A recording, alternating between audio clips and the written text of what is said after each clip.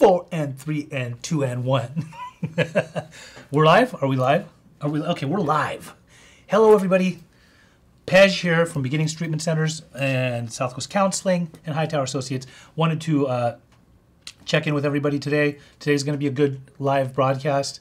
We want to talk about staying sober over the holidays. So, you know, a lot of people stress when they're new in sobriety. Some people that actually have been around in sobriety for a while. The holidays can be a very slippery time. It can be emotional. A lot of people have a hard time during the holidays.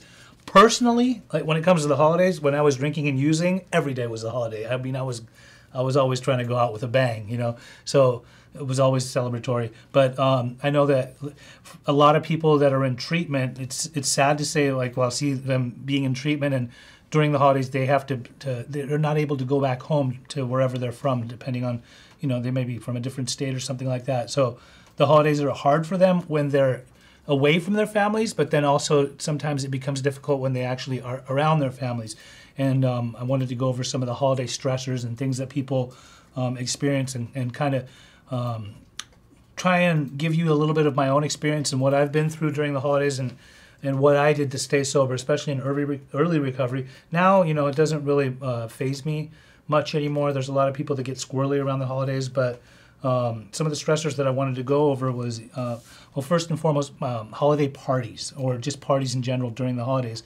There's a lot of people that, you know, they will go to, for example, a work party, and they may not be working in treatment or whatnot. So there's alcohol being served or a bar and an open bar. And my recommendation is if you're going to be in that type of environment and you feel like you might get uncomfortable or it might be tempting or triggering to see people drinking, first off, you always have the opportunity to kindly deny an invitation. If you don't want to go because you think you're just not that far in your recovery yet to where you can comfortably go around places where people are drinking, you can always there's a polite way to say no. Basically, you can always just tell the people, you know, without them knowing that you're in recovery, I respectfully, I thank you for inviting me to come to this party, but I don't think that I can make it, and you don't have to go. Now, if you actually want to go because you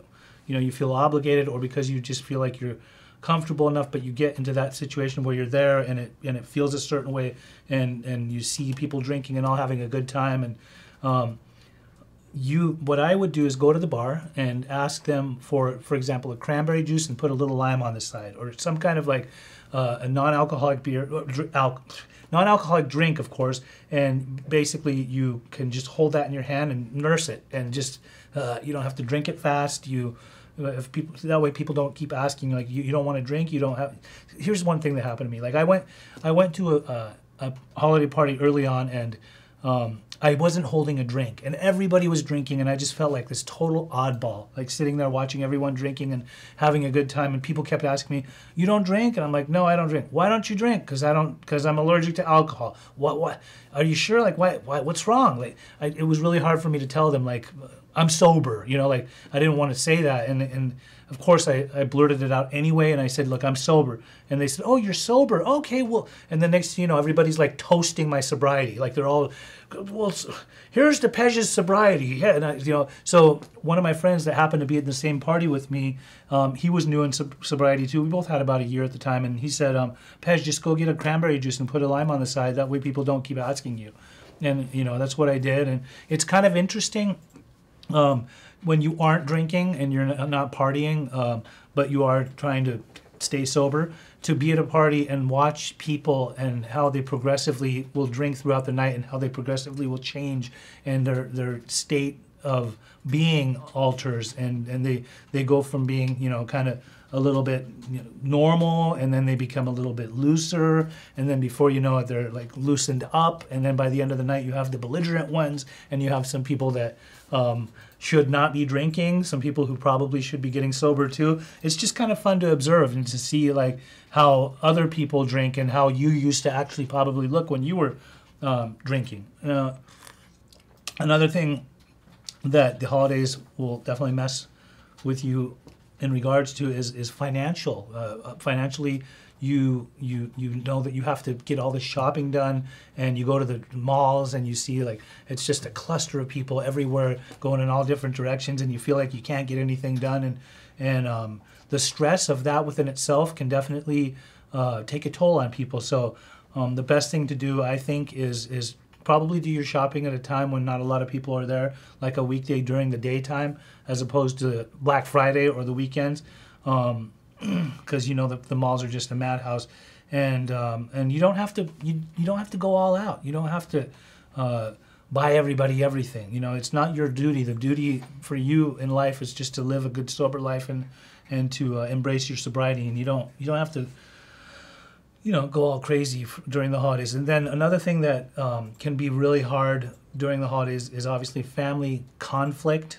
Going to let's say to your family's house for Christmas and seeing people get into it, or see people that they're triggering for you because you've had a past with them, some kind of history, and they may say something to set you off, and just kind of containing yourself, being able to understand that some family members are just the way they are, and you don't have to necessarily like them or dislike them. You just accept them for who they are, and perhaps stay out of their way. If they have some kind of opinion that they want to share with you about you or somebody else, you can always choose not to engage in long conversations with them. You can always separate yourselves from them.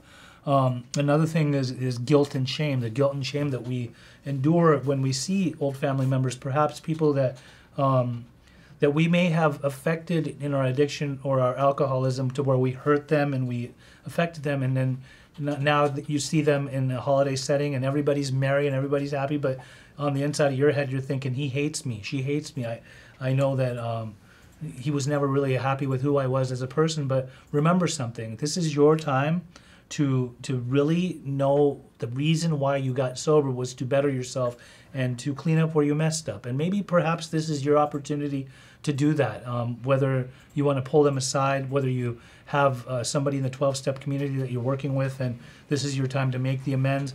It's up to you. But I don't feel that as a sober person or people that are in sobriety, we need to live in guilt and shame, because I think in the first place that's one of the things that took us down that dark road and keeps us down that dark road of addiction. We get stuck in the abyss of addiction because we're so sad and full of turmoil and upset with how life has treated us, or how people have treated us, or certain situations have happened in our lives to where we feel very guilty and ashamed. Especially me personally, where I grew up, there was a lot of shame and guilt just enforced into our familial upbringing. So that's just the way that I thought everything should be. But when I got sober, it was made apparent and clear to me that living guilty and in shame is no way of living in recovery. We want to move forward and work through that guilt and shame and be able to stand with our heads up high and be able to become upstanding people amongst our family members and our friends. I think that during the holidays, having a safe holiday is of great importance. Depending on how you roll in recovery, if you are part of a support group or you don't have one, I suggest that you get a support group. Other people that are sober, see how they're staying sober, go to sober functions, go to sober parties, be around people that are staying sober too. See how what I did in early recovery is I gravitated towards the people that were smiling and happy in recovery, and when they would have their parties, they would invite me to their parties, and I would go and think, wow, this is cool. Like, all these people are basically doing everything that we did in other parties before, but they're doing it like sober. And rather than having spiked eggnog, they're just having eggnog or cider or whatever, the things that we drink and eat, and everybody's actually having a good time. People are engaging. They're not all sloshed and messed up, and we actually remember the next day what happened at the party the night before. That's actually the beauty of living sober and partying and having fun with friends. And the laughs are more genuine. It's not... it's not like we are forced to laugh or we need a substance to make us laugh.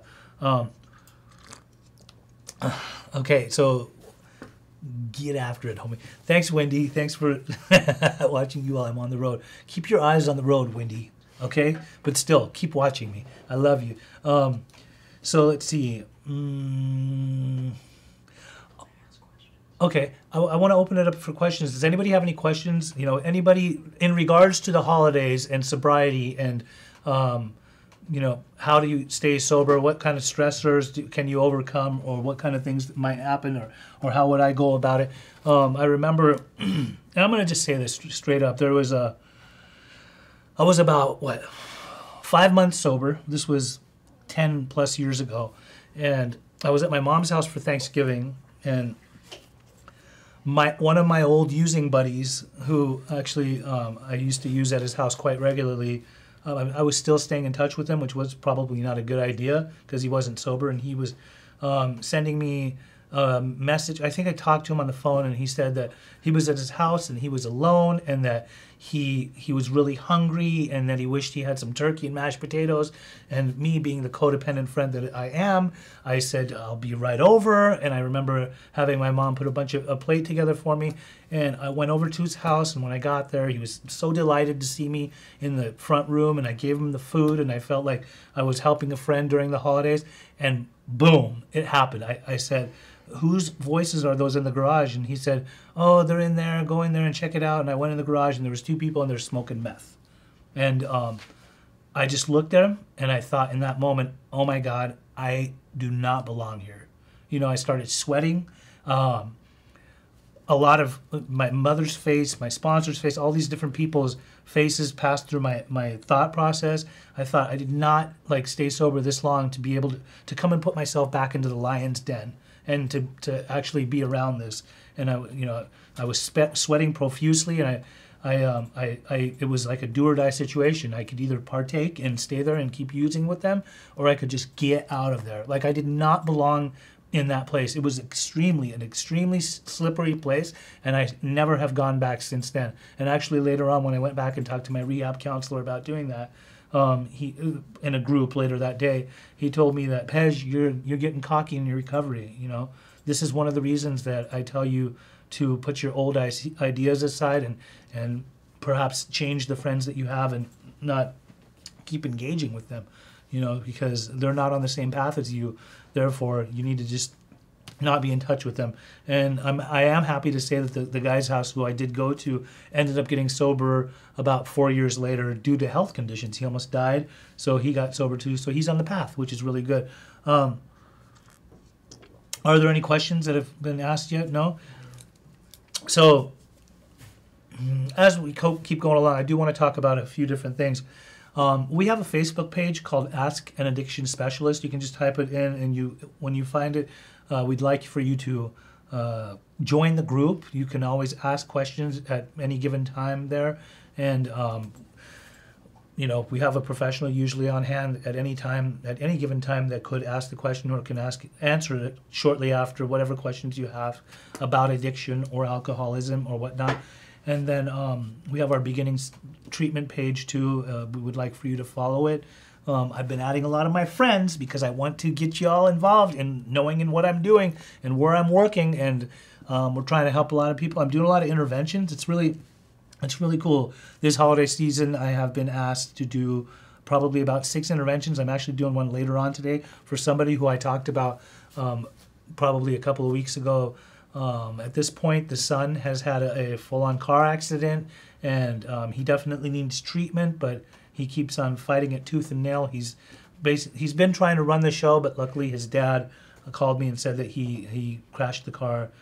He didn't total it, and he didn't get injured, but he wants help, which is a plus. So I'm excited to go do that later on today and see how we can help him out. Wendy's asking, how do we address our drunk family members? Do we avoid holidays with them?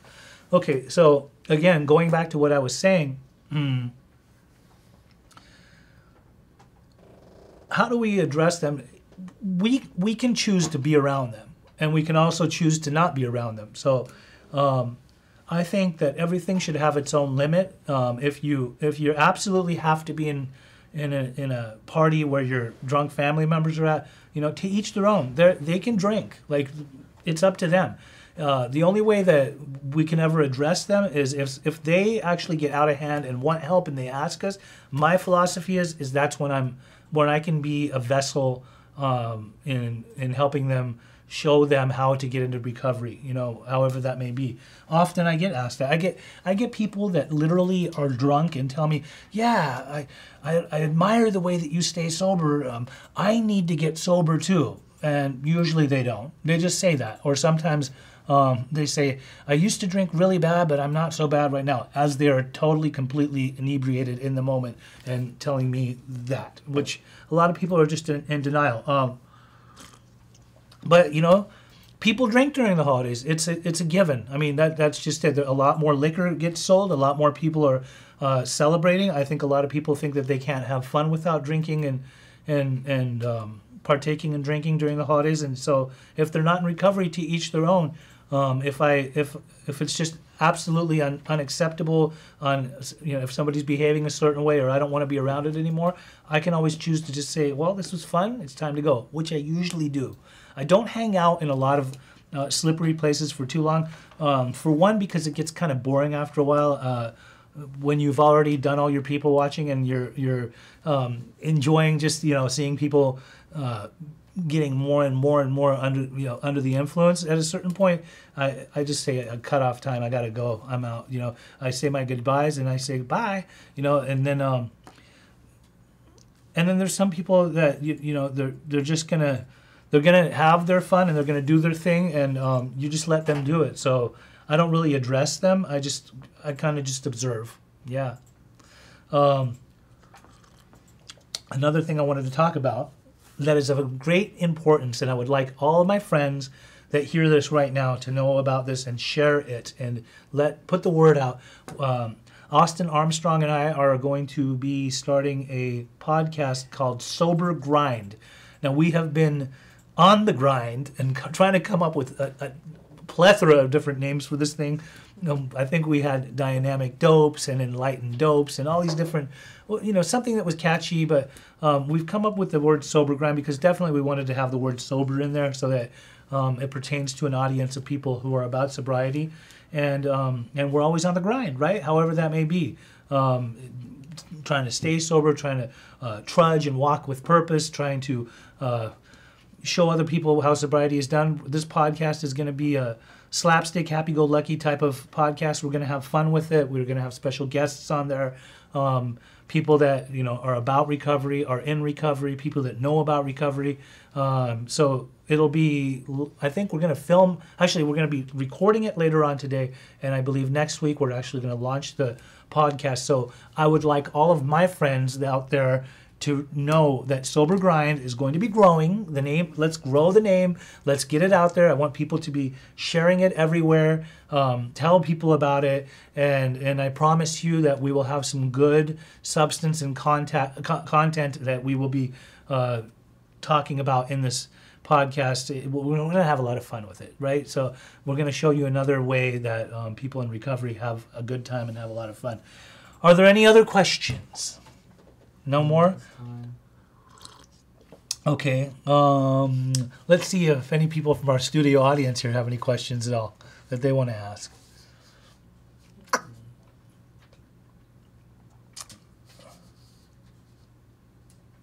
Do you like my background screen? What's your favorite holiday or sober holiday memory? Favorite sober holiday memory. Okay, so let me think here. I remember I was working at this treatment center a couple of years ago, and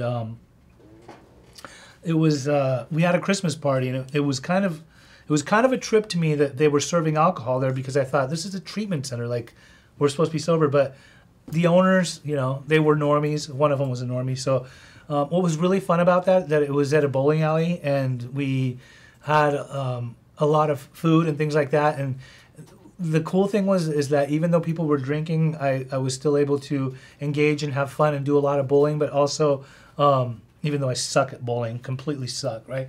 But I remember they did like a raffle and a bunch of different raffles, and I remember that some were winning trips and some were winning all kinds of things, but I won a a gift basket and a gift card to Trader Joe's. And at the time I worked at Trader Joe's, so I just thought like, score, right? And I remember I actually had a friend there that I met, and we ended up dating for a while, and we are still dear friends to this day, but it was just cool because I met her in that party. I think another one that stands out to me, if you look at my Facebook, my profile picture, they were taking pictures with Santa, and I remember this one was at Dave & Buster's. It was actually about 2 years ago, and it was another work party. I've worked in a lot of treatment centers and gone to a lot of work Christmas parties, but it was just memorable because I remember there were so many of us and we were having such a good time, and usually like they give away prizes and things like that. But what really stood out to me was Santa and his wife. These two were like, I'm telling you, they were like, we were all three cut from the same thread. You could see it in the picture. I'm throwing up the W's and he's throwing up the peace sign, and his wife is just kind of kicking over on the side, posing, and it was jolly. They were jolly. They were having fun. It was truly like one of those moments where I just felt like I'm really having the time of my life at this holiday party, and this is so much fun. So that was good too. I think most of the times I have built and rebuilt my relationships with my family members so much to where whenever I do spend time with them during the holidays, what's really good is that I don't have to keep retreating to the bathroom and going and hiding out and avoiding them or coming to the dinner late, and I can actually sit with them and look them in the eyes and have good conversations, and we're all laughing from the bottom of our belly. That's really like one of the best things that I love about the holidays, is the fact that I can be a whole human being and be around my family in a sober sense, and be, they just love having their son back, so that means a lot and it stands out to me. What else do we got? Anything? All my friends out there, you ain't got no questions to ask me? Come on now. Anybody have any questions they want to get answered? As far as, I'll tell you anything I know. Nobody? Do you? How about you, kind sir? Thinking. Let's see.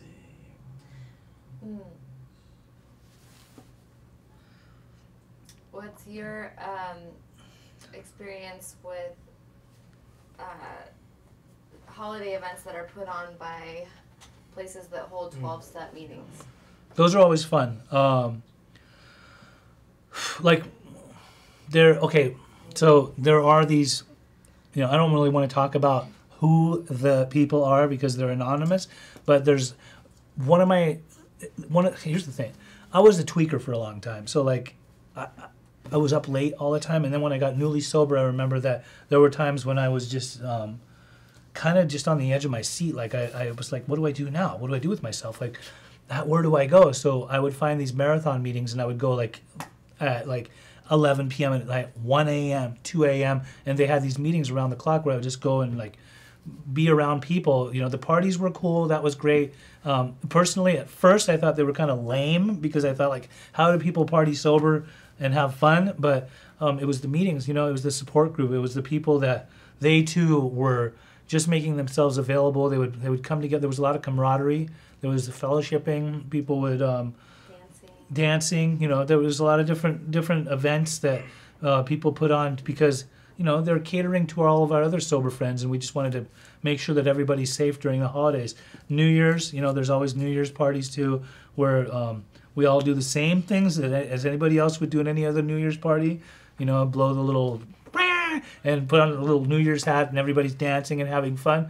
Just one thing is taken out of the equation, and that's the substances. It's the alcohol. It's the drugs. We just don't do that. So you can still be festive and be sober. It's okay. It's okay, really.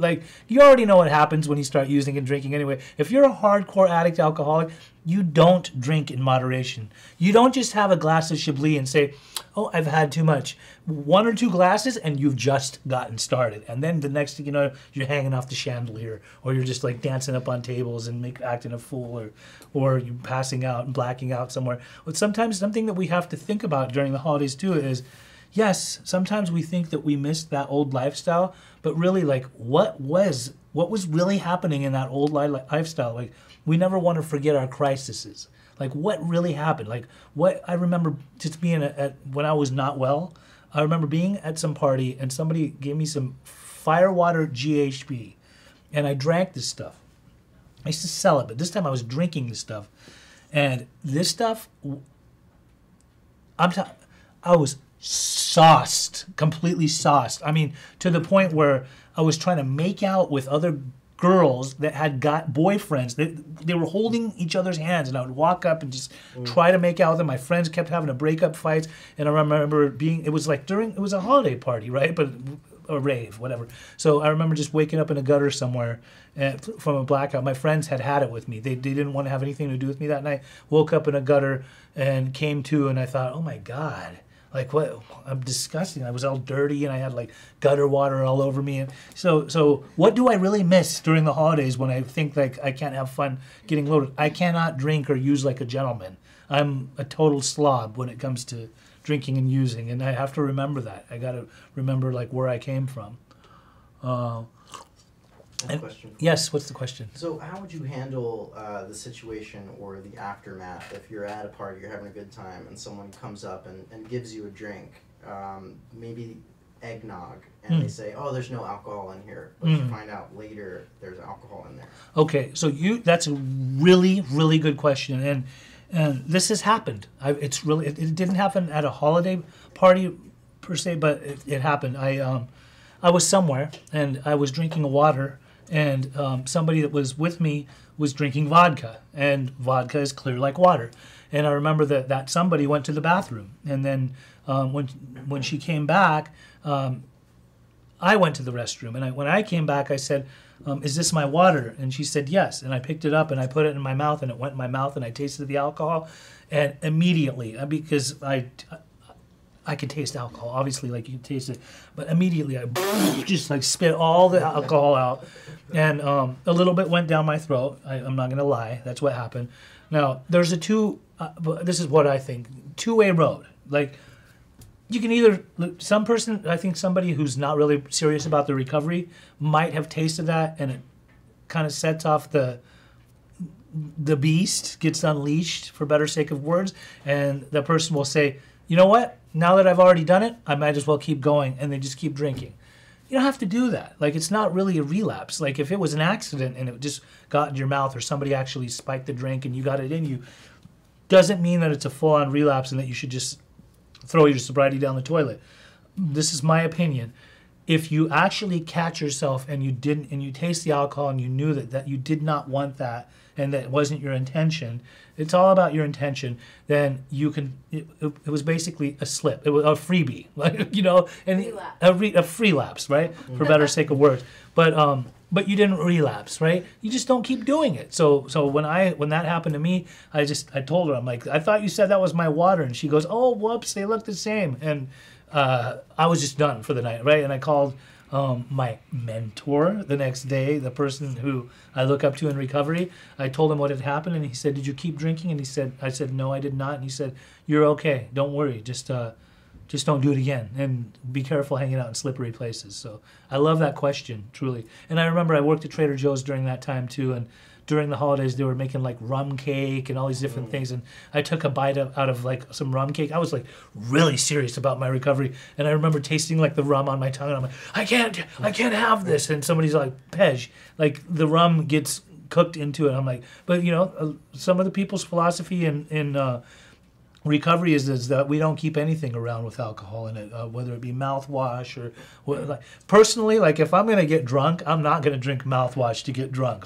But I know people that have, right? Some people do. So we try to at all costs stay away from alcohol, drugs, marijuana, laced edibles, things like that. There's a story that I'm not going to talk about it here because it didn't involve me, so I don't want to throw anybody under the bus. But I do know that it's good to know what you're putting in your mouth and where it was, and figuring out who made it, and knowing if somebody has basically drained or strained the THC from something to make your brownies or cakes or French fries be more powerful and potent. So yeah, But once again, if something like that, if you ate it and you didn't know it, don't beat yourself up over it. It's not like you were actually intending to use or drink, right? Anybody else have any questions out there in La La Land? No? Nothing? Okay, do we cover everything? I think we're pretty good today for today. Good. So if you during the holidays, if you have if it's hard for you, just remember a few things that I recommend is call somebody. Call somebody else that's sober. If you have friends in sobriety, call them. See where they're at. If you're at a place where you feel uncomfortable, call a mentor, somebody who's kind of shown you in the beginning what sobriety is about, and somebody who's made it apparent to you why it would be in your best interest to stay sober, rather than just say F it and like I just want to drink anyway, or I'm too triggered and I'm just going to act on impulse and get loaded. What prevents you from making a phone call and really saving yourself and saving your sobriety, and most definitely saving your life? Because you know what happens if you go and if you're a full-blown drug addict or alcoholic and you just you take your triggers and actually take advantage of them and get loaded again, you're back to point zero and you never know what could happen. It could become ugly or you may not survive. If you have any follow-up questions and you're watching a replay, ask questions on the Facebook group, which is Ask an Addiction Specialist, right? Or the Beginnings page. You can ask us questions. You can also drop me a line if you are really, really, really, really struggling and you ever want to talk to me. You can call me at 949-751-7761, and you can find me on Facebook and send me a Facebook message, and I would be, it's my ultimate pleasure to be of service to you in any way possible, okay? I hope everybody's good. Stay safe during the holidays, and remember, Santa loves you.